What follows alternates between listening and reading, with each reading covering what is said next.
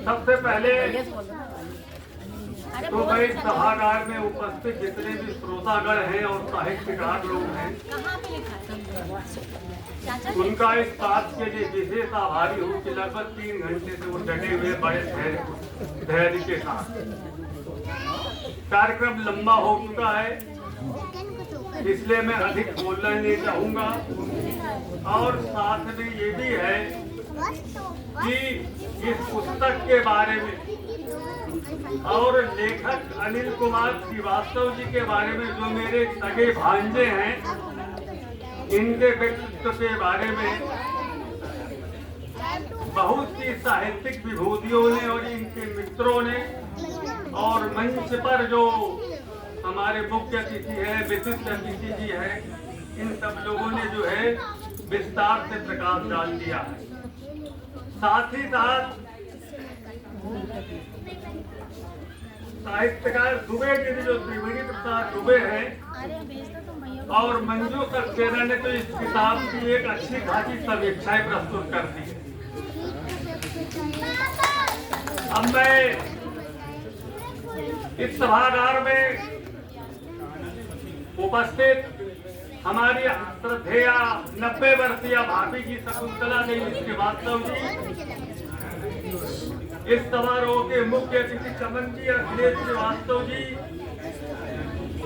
वरिष्ठ साहित्यकार महेंद्र भीष्म, अंशुमान खरे और लेखक के परम मित्र तेजनारायण श्रीवास्तव राही जी, गाजियाबाद से पधारे हुए अनिल कुमार श्रीवास्तव जी के बचपन के दोस्त सहपाठी दिनेश कुमार श्रीवास्तव जो वहाँ पर एडवोकेट हैं। मैं बहुत दिनों बाद इनसे मिला हूँ, आज जैसे ही सामना हुआ तुरंत पहचान गए मुझे। मैंने भी कहा भाई हम तो चीना थे तो ओके तो क्योंकि बचपन में गांव में जाया करते थे, भाई हमारी बहन का घर था तो मैं जाऊंगा ही। ये लोग भी आते थे मेरे गांव में, मेरे गांव में रिश्तेदारी भी है, ससुराल है इनके भाई की मेरी पटियारी में, तो ये लोग भी आते जाते हैं। इनका तो पूरा परिवार ही साहित्य जगत से जुड़ा हुआ है। और इस सभागार में हमारे तमाम परिजन प्रियजन और संबंधीगण, लेखक की सहधर्मिणी अनीता श्रीवास्तव जी और सब हमारे सज्जनों, ये किताब की पांडुलिपि अनिल जी ने मुझे 1 साल पहले भेजा था इस अनुरोध के साथ कि मामा जी क्योंकि आप अध्यापक रहे हैं, इस किताब में जो शब्दों की गलतियां उसे ठीक कर देना। तो मेरी उम्र अब 70 पार हो चुकी है, लगभग 74 साल हो रही है, तो मेरी आंखों की मांसपेशियों में दर्द होता, मैं लगातार पढ़ नहीं पाता, जबकि मैं पुस्तकों पे पढ़ने का बहुत शौकीन हूँ और मेरी भी जीवन संगिनी यहाँ बैठी हुई है, तो वो मुझसे बार बार कहती है कि तुम इतना पढ़ते अपनी आंखें खराब कर लोगे। तो मैंने कहा जब डॉक्टर कहता है कि यहाँ ठीक है तो उम्र के अनुसार वो आंखें खराब है, तो खैर वो तो अलग बात है। बस कुल मिला के ये किताब ये कहती है, इस किताब को वाकई एक सिटिंग में आदमी पढ़ सकता है, पढ़ लेगा। बिल्कुल सरल भाषा में लिखी हुई है, बिल्कुल सुबोध भाषा है और प्रवाहपूर्ण है। अभी जैसा कि कह रहे थे हमारे भीष्म कह रहे थे या हमारे मुख्य अतिथि चमन साहब कह रहे थे कि कोई भी विधा हो साहित्य की, यदि वो पाठक को बांधे रखती है आदि से अंत तक, तो उस लेखक का जो लेखन है, वो सृजन है, वो बिल्कुल सार्थक होता है।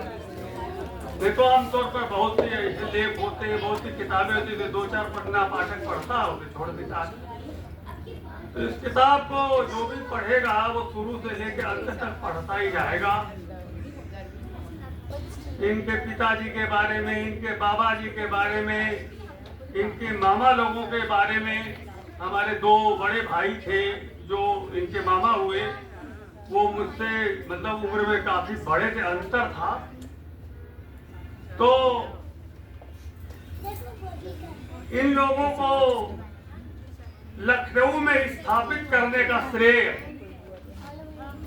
हमारे जो मझले भाई थे, बड़े भाई श्री स्वर्गीय विद्यासागर श्रीवास्तव नीरज, जो अच्छे कवि थे, और अभी 2023 में उनके निधनोपरांत इसी प्रेमचंद्र सभागार में उनकी एक कविता संग्रह बिखरे मोती का विमोचन भी हुआ था, जिसमें मैं भी उपस्थित था।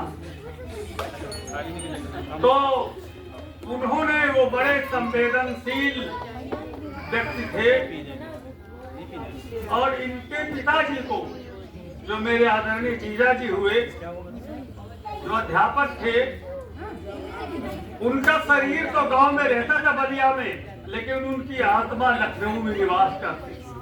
जैसे ही 20 मई की छुट्टी होती थी, 20 मई का दिन शिक्षा विभाग में, वो तुरंत लखनऊ चले आते थे। और बादशाह नगर रेलवे कॉलोनी में हम लोग रहते थे। अब अपने भाई के साथ मेरी भी शिक्षा दीक्षा यही हुई थी लखनऊ विश्वविद्यालय में, तो मैं भी यहाँ रहा बहुत दिन लखनऊ। तो वो जो है वो आ जाते थे लखनऊ, उनको मतलब जो उनकी आत्मा यहीं बसती। तो कुछ ईश्वर की ऐसी कृपा हुई, कुछ ऐसा पुरुषार्थ हुआ, कुछ उन्होंने ऐसा किया होगा, और फिर उनके जो हमारे भाई मामा लोगों का जो संबल मिला, सहारा मिला इन बच्चों को, तो वे आज लगभग हमारे सारे भांजे मेरे जीजा जी के लखनऊ में स्थापित है, जिसमें अनिल कुमार श्रीवास्तव जी भी है। अनिल कुमार श्रीवास्तव जी का बचपन से ही एक गतिशील व्यक्तित्व था। उन्होंने बताया कि किस तरह से हमने अपने मेरे एक बड़े भाई थे विनोद, जो मुझसे मेरे समवयस्क थे, हम साथ गांव में पढ़ते, वो ननिहाल में पढ़ते थे, प्राथमिक शिक्षा उन्होंने ली थी मेरे साथ।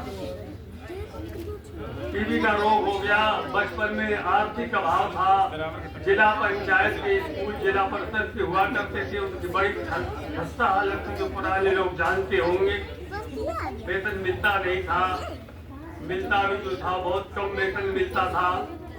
फिर भी उन्होंने जो है अपने बच्चों को पढ़ाया लिखाया, बड़े बच्चों को, और अनिल जी को पढ़ाया, अरविंद को, बड़े बहन उनको पढ़ाया, और फिर वो छोटे छोटे बच्चे, वो जो जिनके और भाई लोग थे, उनको इन लोगों ने सहारा दिया।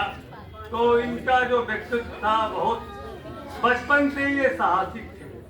इनके बचपन की एक घटना मैं सुनाता हूँ, जो हमारे साथियों ने नहीं सुनाया। इनका जन्म महाशिवरात्रि के दिन हुआ था। ये जब करीब 5 साल के थे तो मेरे गांव आए थे अपने ननिहाल, अपने नाना नानी के पास, तो मैं भी था। तो ये जो धतूरा होता है उसको कहीं से ले आए अनिल, लेके उन्होंने जो खुजली हो रही थी उन्होंने पूरे शरीर में लेप लगा दिया, और लेप लगाया, कहीं से वो मुंह में चला गया। अब मुंह में चला गया तो धतूरे में तो विष होता है, वो तुरंत जो है वो चक्कर खा के इधर उधर गिरने लगे। तो हमारी माता जी ने, इसकी नानी जी ने और नाना जी ने कहा इसको तो वो कुछ हो गया, इसको कुछ हो गया। तो फिर हमारे जो इनकी माँ थी वो बोली कुछ नहीं हुआ है, ये महाशिवरात्रि को जन्म लिया है, भगवान महाकाल का इसके ऊपर आशीर्वाद प्राप्त हो गया है इसको, है ना। और वाकई महाकाल का ही आशीर्वाद कहा जाएगा कि 16.5 साल की उम्र में इस व्यक्ति ने कितना संघर्ष किया कि भवानी जैसे सैनिटोरियम में, जहां केवल 3 माह नियमानुसार किसी भी टीबी के मरीज को भर्ती किया जाता है, उस टीबी सैनिटोरियम में 1.5 साल तक अपने भाई को जो इलाज कराया। तो मैं अब वाकई कुछ नहीं कहूंगा क्योंकि समय बहुत ज्यादा हो गया है। मैं केवल 2-4 लाइनें जो है इनके लिए समर्पित करना चाहता हूं कि इनके व्यक्तित्व के लिए, संपूर्ण व्यक्तित्व के लिए, उम्मीदों के चिरागों को जलाना मेरी फितरत है, उम्मीदों के चिरागों को जलाना मेरी फितरत है। मुझे मायूसियों में घुट के मर जाना नहीं आता है, मुमकिन दूर हो मंजिल हो तूफान तेज कितना भी, मेरी आरज़ुए हस्ती को थक के सुस्ताना नहीं आता।